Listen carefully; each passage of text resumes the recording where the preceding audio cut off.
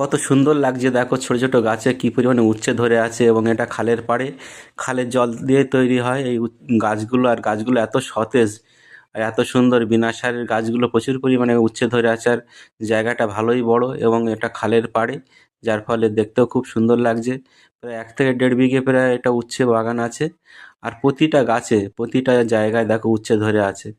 এবং এখানে সব সময় একদিন ছাড়া একদিন উচ্ছে তোলা হয়, আর তা বাদেও এই পরিমাণে হয়ে আছে। এটা একদম চড়াবিদ্যা গ্রামের ভিতরে এই জায়গাটা। এটা আমার কালকে 25শে ডিসেম্বর উপলক্ষে বেড়াতে এসে জামাই বাড়িতে এসে দেখছিলাম এই বাগানগুলো। আমারই বেই এই চাষ করেছে, জায়গাটা খুব সুন্দর দেখো, দুপারেই বাগান। এখানে উচ্ছে, বেগুন বিভিন্ন রকম চাষ করা আছে, আর জায়গাটা পুরো ফাঁকা জায়গা। আবার মাঠের মাঝখানে ধান কেটে সেই গাদা দেওয়া আছে। বাড়িতেও নিয়ে যায় না দেখো, সব দূরে দূরে গাদা বসানো আছে এবং এই ধানগুলো ঝেড়ে পরে শুকনো করে বাড়িতে নিয়ে যাবে। আর চারিদিকে ফাঁকা পুরো গ্রাম্য জায়গা। আর এখন পড়ন্ত বিকাল, দেখতে খুব সুন্দর লাগছে পরিবেশটা।